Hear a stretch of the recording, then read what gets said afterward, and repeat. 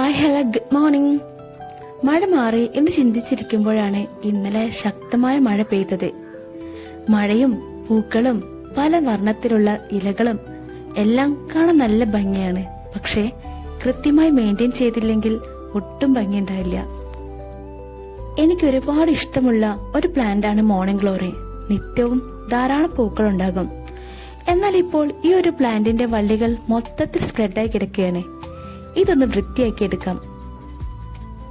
Morning ഗ്ലോറിയുടെ കുറെ ഭാഗങ്ങൾ വെട്ടിക്കളഞ്ഞെങ്കിലും മൊത്തത്തിലൊന്ന് വൃത്തിയായി. ബട്ടർഫ്ലൈ പ്ലാന്റിന്റെ കുറച്ച് തൈകളും പിന്നെ ഈ ഒരു പ്ലാന്റും കൂടെ വെച്ചു കൊടുത്തു. കുറച്ച് കാക്കപ്പൂ ചെടിയുടെ തൈകളും കൂടെ വെച്ചു കൊടുത്തിട്ട് കാര്യമായ ഒരു പരിചരണം ഈ മോർണിംഗ് ഗ്ലോറിക്ക് ആവശ്യമില്ല. ഇടയ്ക്കിടയ്ക്കുള്ള വളപ്രയോഗം ഒന്നും തന്നെ വേണ്ട.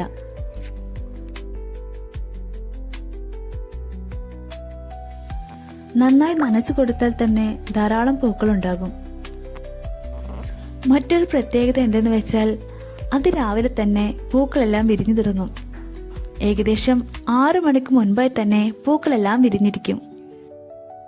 ഇത്രയും നേരത്തെ തന്നെ പൂക്കൾ വിരിയുന്നത് കൊണ്ട് രാവിലെ തന്നെ കാണുന്നത് നിറയെ പൂത്തു നിൽക്കുന്ന ഈ ഒരു ചെടിയാണ്.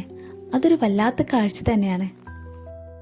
ഏകദേശം വൈകിട്ട് 6:30 കഴിഞ്ഞതിന് ശേഷമാണ് ഇതിന് പൂക്കൾ വാടി തുടങ്ങുന്നത്.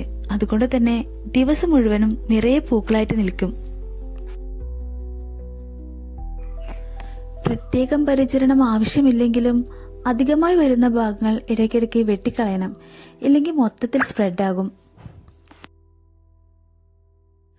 അതുകൊണ്ട് തന്നെ ഏതെങ്കിലും മരത്തിൽ പടർത്തുന്നതിന് പകരം ഇങ്ങനെ കമ്പോ എന്തെങ്കിലും വെച്ചിട്ട് ഇങ്ങനെ സെറ്റ് ചെയ്യുന്നതായിരിക്കും നന്നാവുക. മരത്തിലാണ് പടർത്തുന്നതെങ്കിൽ ആ മരം മുഴുവനും പെട്ടെന്ന് തന്നെ ഇതങ്ങ് വിഴുങ്ങിക്കളയും. കൃത്യമായി ഒന്ന് ശ്രദ്ധിച്ചാൽ, ഇങ്ങനെ അധികമായി വരുന്ന ഭാഗങ്ങളൊക്കെ വെട്ടിക്കളഞ്ഞ് ഒന്ന് ശ്രദ്ധിച്ചാൽ ഇതൊരു വല്ലാത്തൊരു ചെടി തന്നെയാണ്. എന്തൊരു ഭംഗിയാണെന്നറിയാം ഇതിലെ പൂക്കൾ കാണാൻ. അതും നിത്യവും പൂക്കളുണ്ടാകും.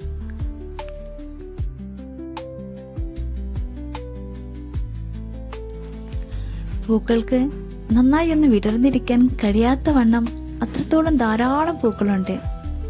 ദാ ഇടയ്ക്കിടയ്ക്ക് അതിനകത്തൊക്കെ ഒളിച്ചിരിക്കുന്നുണ്ട്.